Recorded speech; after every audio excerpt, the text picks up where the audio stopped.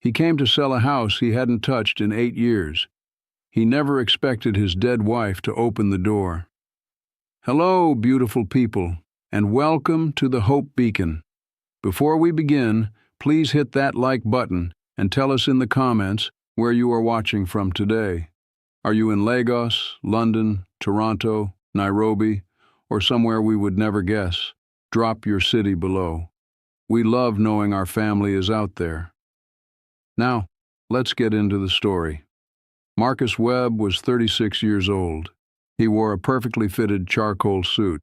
His shoes were polished so well they caught every street light as his car moved through the city. His briefcase sat beside him, full of contracts and property papers. From the outside, Marcus looked like a man who had everything, but if you looked closely at his eyes, you would see something else, something quiet and hollow, like a big, beautiful house with every light turned off inside. "About 12 minutes away, Mr. Webb," said his driver, Gerald. "Traffic is clear today." "Good," Marcus said. He didn't smile. He was heading somewhere he had not been in 8 years. Somewhere he had promised himself, in the darkest weeks of his life, he would never go back to. His childhood home on Sycamore Lane. The house where he grew up with very little money. The house where, for 6 of the happiest months of his adult life, he had lived as a married man. Now a development company wanted to buy every house on that street and knock them all down to build a shopping plaza. Marcus's old house alone was worth $215,000. Clean money. Simple deal. He kept telling himself it was just business. As the car moved further from the city center, the tall glass buildings disappeared. The streets got quieter. The roads got bumpier. Gerald slowed down. Marcus sat forward in his seat. He recognized the corner shop where he used to buy candy as a child. He recognized the basketball court with one broken hoop. He recognized the smell of the neighborhood, old wood, someone cooking nearby, the smell of the past. "Coming up on your right, Mr. Webb," Gerald said softly. Marcus's hands felt cold. He pressed them flat against his knees. 8 years since his phone rang on a Thursday afternoon and a police detective said words that destroyed everything. "Mr. Webb, there has been an accident. Your wife. I am so sorry.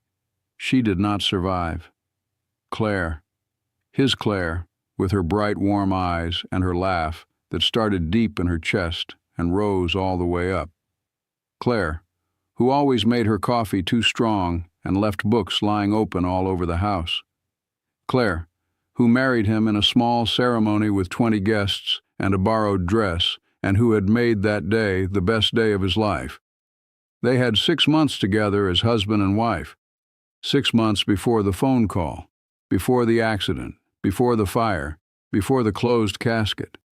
After she died, Marcus could not stay in that house. Every room reminded him of her mug on the dish rack, her cardigan on the hook by the front door, her handwriting on the grocery list on the fridge. So he left. He locked the place and never went back. He threw himself into work and building and buying and making money, trying to fill the emptiness inside him with success. It never worked, but he kept trying anyway. "We are here, Mr. Webb," Gerald said. The car stopped. Marcus looked out the window. There it was, the house on Sycamore Lane. He had not seen it since he was a completely different man. The white paint had turned gray and dirty. The front gate had fallen partway down. Weeds had taken over the yard, tall and wild. One of the upstairs windows had a long crack running across it, like a scar. "Shall I wait in the car, sir?" Gerald asked. "Yes, please," Marcus said. "I will be 15 minutes at most. Just need to take some photos for the paperwork."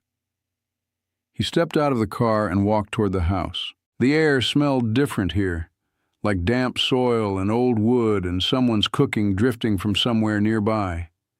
Like the past had been waiting for him. Just get through it, he told himself.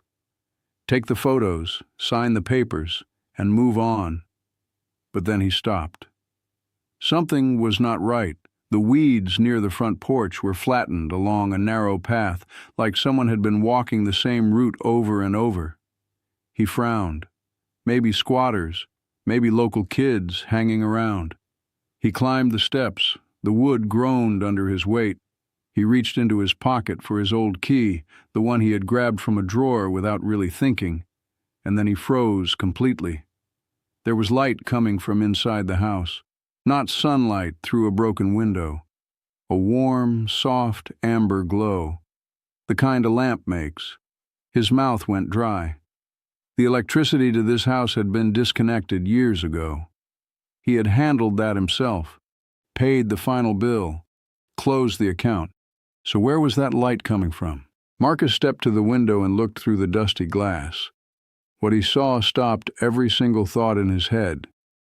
The living room was furnished, a worn brown sofa with a patchwork blanket thrown over it, a coffee table with a child's crayon drawing on top, a small bookshelf packed with children's books, a round rug in blues and greens, shoes by the door, one adult pair, one small child's pair.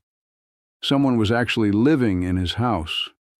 Anger moved through him fast and hot. This was his property. He had paid taxes on it every year, even while it sat empty. He walked to the front door and knocked 3 times. Hard. Silence. Then footsteps. Careful, quiet footsteps. The kind that belong to someone who does not want to be found. The door opened just a crack. Half a face appeared in the gap. A woman's face. Yes? Her voice was low and cautious. I think you know why I am here, Marcus started sharply. This is my... The door opened a little wider, and every word he planned to say simply fell apart, because he knew that face. He knew the shape of her eyes, deep brown, slightly upturned at the corners. He knew the small mole just below her left ear. He knew the faint crescent scar above her top lip from a bicycle accident she had told him about on their second date. He knew the exact curve of her eyebrows. He had memorized every detail of that face during 6 months of loving her. Claire, he breathed. The word barely came out. It was less a name and more a prayer. Her face turned white as paper. Her hand gripped the doorframe so hard her knuckles went pale. She stared at him the way you stare at something your mind tells you is completely impossible. Marcus, she whispered. Neither of them moved. Neither of them could breathe, because Claire Webb was dead. Marcus had stood at her graveside. He had placed his hand on top of her casket. He had watched it go into the ground on a cold, gray November morning, and yet here she was. In a doorway, breathing, real. You are supposed to be... He could not finish the sentence. Mom? A small voice came from somewhere inside the house. Who was at the door? Running feet, light, quick, pattering feet. A boy appeared behind Claire. He was about 7 or 8 years old. He had a gap between his front teeth, dark, messy hair, and a dinosaur t-shirt with a tiny hole near the collar. He took hold of Claire's hand and looked up at Marcus with wide, curious eyes. Green eyes. The exact same shade of green as Marcus's own. Marcus felt the ground shift beneath him, the boy's nose, the shape of his chin. Even the way his left ear sat slightly more forward than the right. Something Marcus had always quietly noticed about himself in photographs. Every feature of this child's face was a conversation between 2 people. Mom, is he bothering you? The boy asked, trying to sound brave. Claire pulled him close. When her eyes came back to Marcus, the shock was still there, but layered underneath it now was something harder, something cold and guarded. You need to leave, she said. Right now. Claire. Marcus's voice cracked. I don't understand. They told me you died. The police came to my office. They said there was a car fire on the highway. They said you were... I know what they told you, she said flatly. Leave. Is he mine? Marcus looked at the boy, then back at her. "This is Eli," Claire said, "and you have no place here, no rights, nothing." "But I'm his—" "You are nothing to him," she said sharply, her voice shaking now. "You walked away from this life. You believed what you were told and never asked a single question." "Because I thought you were dead," Marcus shouted. Eli flinched and began to cry. "Mom, I want him to go away. I'm scared." Claire gathered the boy up against her shoulder, even though he was almost too big for it. She looked at Marcus over his head with tears running down her face. "Please just go," she said. "We have been fine. We are fine. Just please go." She shut the door, hard. The bang of it echoed all the way down the empty street. Marcus stood on the porch for a long time. Through the dirty window he could see her silhouette on the sofa, holding the boy, rocking slowly, both of them crying. He raised his hand to knock again. Then he lowered it. He walked back to the car. His legs felt like they belonged to someone else. "Everything all right, Mr. Webb?" Gerald asked quietly. "You look like you have seen a ghost." Marcus stared at the warm glow of the window, at the shadow of Claire moving inside. "Drive," he said. "Just drive." But as the car pulled away, Marcus turned in his seat and watched the house until it was completely out of sight. Marcus did not sleep that night. He sat in his penthouse apartment, 41 floors above the city, staring at nothing. The city lights blinked below him. He sat there until the sun came up. At 7 in the morning, a message arrived from his assistant. "Good morning, Mr. Webb. Reminder, 9 o'clock meeting about the Sycamore Lane sale. Buyers are ready to finalize." Marcus typed back, "Cancel the meeting. The Sycamore Lane property is no longer for sale." He put his phone down, went to his bedroom, and changed out of his suit. Into jeans, a plain white shirt, normal shoes. He stood in front of the mirror. Without the expensive clothes, he looked younger, more like the man he used to be before he became rich and successful and completely empty inside. By 8:30, he was parked a half block from the house, watching the front door. At 8:45, it opened. Claire came out holding Eli's hand. Eli had a dark blue backpack on with small stars sewn onto the strap. He was skipping beside her, talking excitedly, and she was smiling down at him, brushing a curl off his forehead. They turned the corner and were gone. Marcus waited 10 minutes. Then he walked up to the front door and tried his old key. It turned. The lock still knew him. He stepped inside slowly. The house smelled alive, like meals cooked and laundry dried and someone who actually cared about this space. The old furniture he remembered was gone, replaced with simple second-hand pieces. A clean sofa, a bookshelf, small drawings, clearly made by a child, arranged along the wall beside the window. One showed a woman and a boy holding hands under a rainbow. No father in the picture. Marcus's throat tightened. In the kitchen, 2 of everything drained on the rack. 2 bowls, 2 cups, 1 large, 1 small. He opened the fridge. Milk, eggs, a few vegetables, some cheese, 3 apples. Enough for 2 people eating carefully. On the counter sat a glass jar. He picked it up and counted what was inside. $38. That was the emergency fund. That was all the safety they had. $38. He set the jar down gently and went upstairs. Eli's room. A narrow bed with a navy blanket. Paper stars taped above the headboard. A small desk with school papers stacked neatly on one side. Marcus picked one up. Eli Fletcher, 3rd grade, reading comprehension. Score 98 out of 100. Outstanding work. Fletcher, Claire's maiden name. Eli had no father listed anywhere.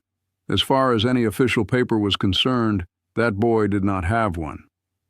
Marcus moved to the next room, Claire's room, a thin blanket on a simple bed, a dresser with a cracked mirror.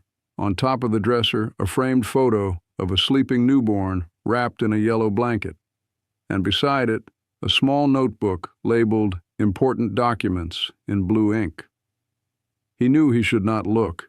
He looked anyway. Medical bills, page after page, emergency room, doctor visits, prescriptions, some marked paid in red, others stamped with second notice or still outstanding. He flipped to the back of the notebook and found an old envelope, soft from being handled many times. Inside was a birth certificate. Name, Eli James Fletcher. Date of birth, September 22nd. Mother, Claire Fletcher. Father, unknown, unknown. Marcus sat on the edge of the bed holding that paper. He did the math. September. 2 months after Claire had disappeared. She had been pregnant when she vanished. Pregnant with his child, and he never knew. He heard the front door open downstairs. "Eli, wash your hands before your snack," Claire's voice called out. "Can we have the crackers with the cheese?" a small voice answered. Marcus stood up fast. He could not let the boy find him in his mother's bedroom. He moved quickly into the hallway. He was halfway to the top of the stairs when Eli appeared at the bottom, backpack still on, about to climb up. They saw each other at the same moment. Eli's eyes went wide. "Mom!" he screamed. "Mom! He's in the house! The man is here!" Claire came running. When she reached the top of the stairs and saw Marcus, her face moved, through shock and straight into anger. "How did you get in?" she demanded, stepping immediately between Marcus and her son. "My key still works," Marcus said, holding his hands up, open. "I'm sorry. I know this was wrong. I just needed to understand." "You broke into my home," she said. "I'm calling the police." "5 minutes," Marcus said. "Please, give me 5 minutes, and then I will leave, I promise." "I don't owe you anything." "I know you don't," he said quietly. "But he is my son, Claire." His voice broke on those last words. "He is my son, and I did not even know he existed." She stared at him. Then slowly, she turned to Eli and knelt down in front of him. "Can you be brave for me for just a little while? Go put your headphones on and listen to your songs. I will come get you very soon." Eli looked at Marcus one more time with those green eyes, measuring him carefully. Then he walked to his room. The door clicked shut. They went downstairs to the kitchen. They stood on opposite sides of the small table. For a long moment, neither of them spoke. Then Claire wrapped her arms around herself and began. "Your mother hated me from the moment she met me," she said quietly. "Did you know that?" Marcus opened his mouth to argue, then closed it, because somewhere deep down he had known. He had just never allowed himself to look at it honestly. "She called me every single day," Claire continued, "sometimes twice a day. She told me I was doing everything wrong, the way I cooked, the way I kept the house, the way I spoke to you. She said I was going to ruin your life, that you deserved someone better, that marrying me was a mistake she was going to fix."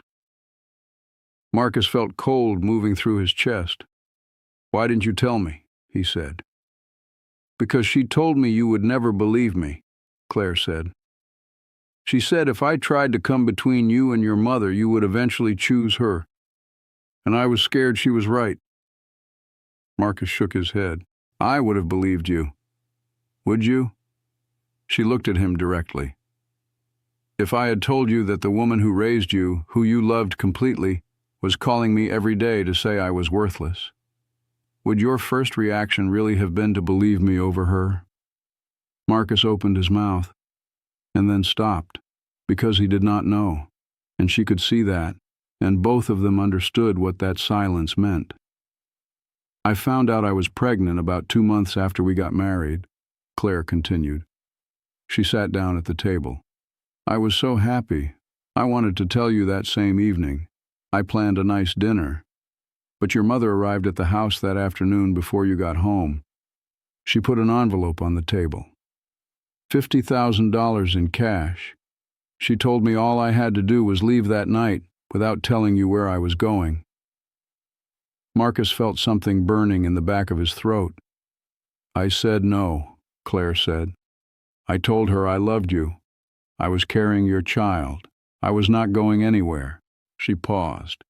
She smiled and said, "Then we will handle this the hard way." She stood up and moved to the kitchen window. The night I left, it was raining hard. I packed one bag. I had about $280. I walked to the bus station to buy a ticket somewhere far away. I never made it inside. She took a slow breath. A black car pulled up beside me in the parking lot. Your mother stepped out with two large men. They grabbed me before I could scream. They drove me to an empty warehouse on the east side of the city. Marcus gripped the edge of the table without realizing it. "Your mother had an old car waiting inside the warehouse," Claire said. "She told me to drive it to an overpass on the freeway, leave my wallet, my phone, my ID, everything inside it, and then walk away and never come back. She said accidents happen to people who make the wrong choices." Her voice went completely flat. "Her men followed me to the overpass. I got out of the car. They poured fuel over it and set it on fire. Your mother drove past one last time. She threw an envelope out the window at my feet and said, 'You are dead now. That is what the police will find. That is what my son will believe. If you ever come back, you will actually be dead. And so will that baby.'" The room was absolutely silent. $5,000, Claire said. That was what she decided my life was worth. Marcus could barely find his voice. "You should have found a way to reach me somehow." "She threatened to kill my baby," Claire said sharply. She said it calmly, like she was discussing a business arrangement. What exactly was I supposed to do? He had no answer. "I moved to another city," she continued. "I used a different name. I worked for cash. I had Eli alone in a hospital where no one knew who I really was, no family, no one holding my hand."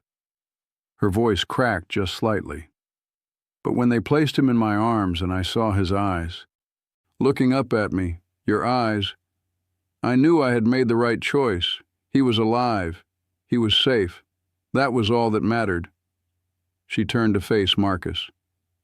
"For 7 years I have been working 2 jobs, barely making enough.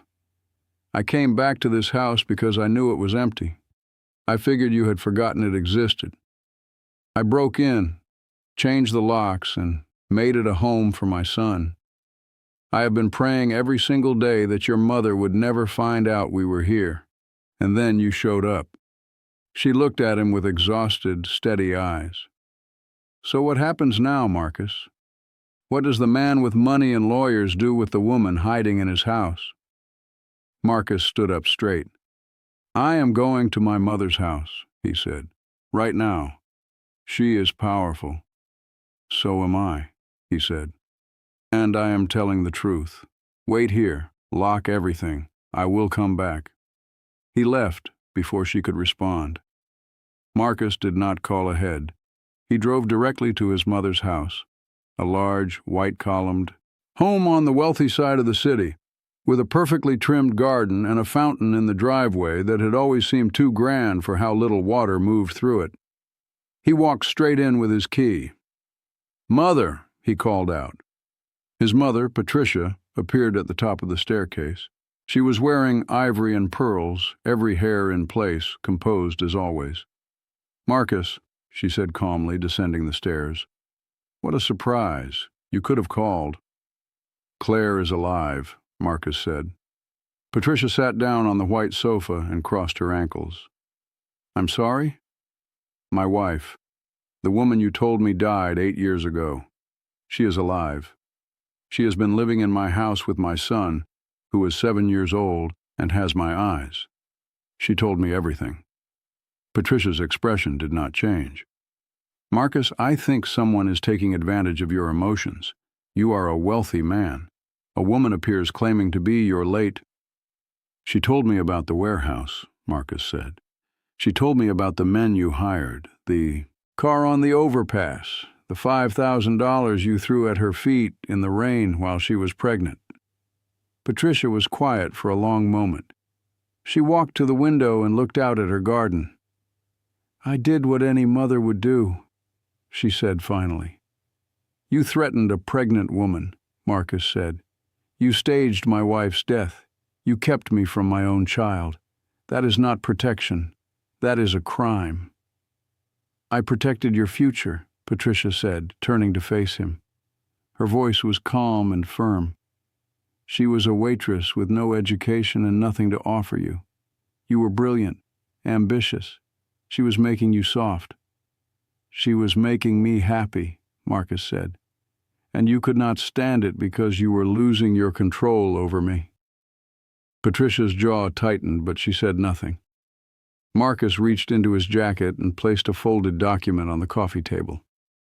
"I have spoken to the man who ran the security company you hired. He is willing to cooperate. My father has found the bank records and the emails. We have everything we need to take this to the police today." Patricia's eyes moved to the document. "That paper says you will never contact Claire or Eli again," Marcus said. "You will not threaten them, interfere in their lives, or use your money or connections against them. Sign it, and we keep this between us.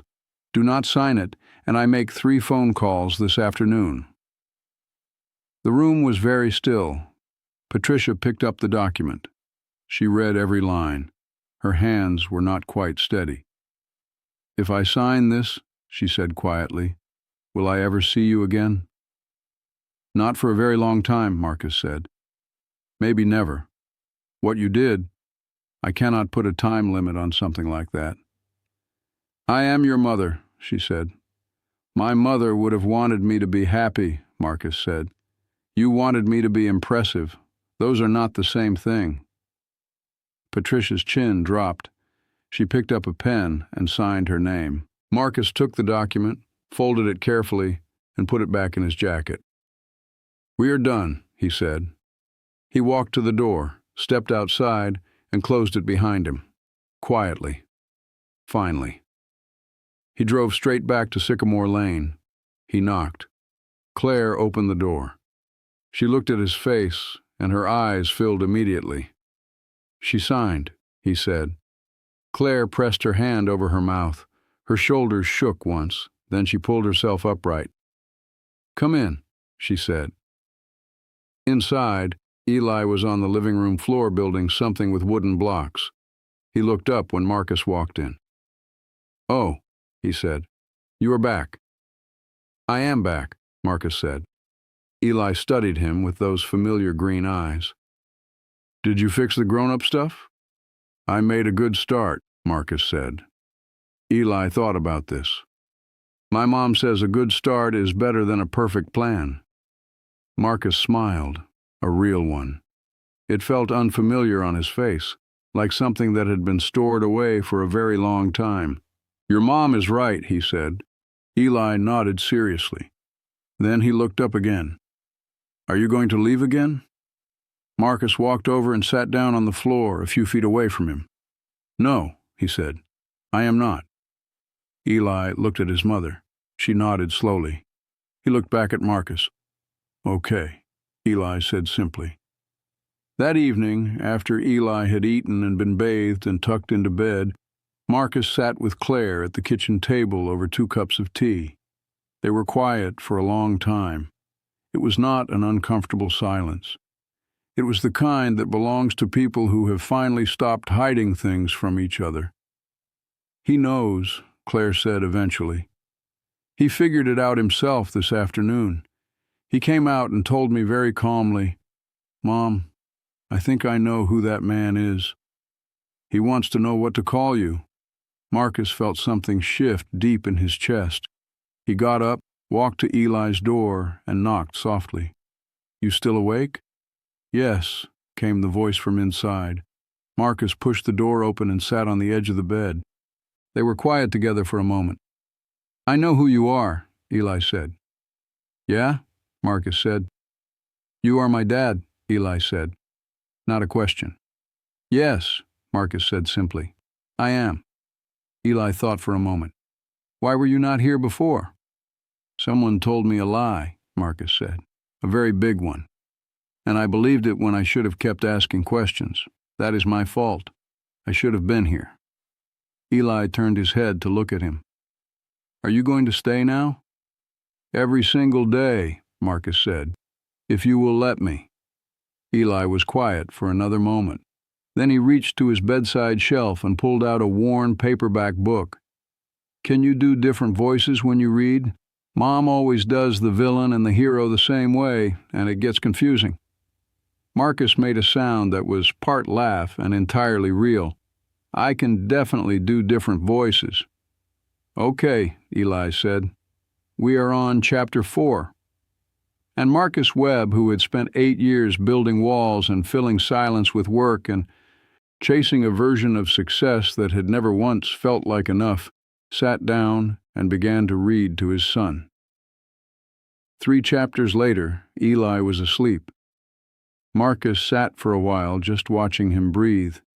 Then he quietly turned off the lamp and walked back to the kitchen. Claire looked at him. Chapter 4 through 7, she said. Through 7, Marcus said. She smiled, a real one, the kind that started slowly and took over her whole face. This is not going to be easy, she said. I know, Marcus said. There's a lot of damage. I know that too. I'm not sure where this goes from here, she said. Neither am I, Marcus said. But I am not in a hurry. I am just staying. She looked at him. I am just staying, he said again. That was all. And for now, that was enough. Friends, if you made it this far, you have just walked through 8 years of lies and out the other side. You have seen what happens when someone stays silent out of fear, and what happens when someone finally chooses truth over comfort. These stories remind us that family is not only about blood, it is about presence. It is about showing up. It is about staying even when staying is the hardest thing. If this story moved you, please give the Hope Beacon a like right now. It genuinely helps more people find stories like this one, and subscribe so you never miss what is coming next. We have stories that will shake you and stories that will heal you, and we want you here for all of them. Tell us in the comments, what was the moment in this story that hit you hardest? And where in the world are you watching from today? We read every single comment. Thank you for being here. We will see you in the next story.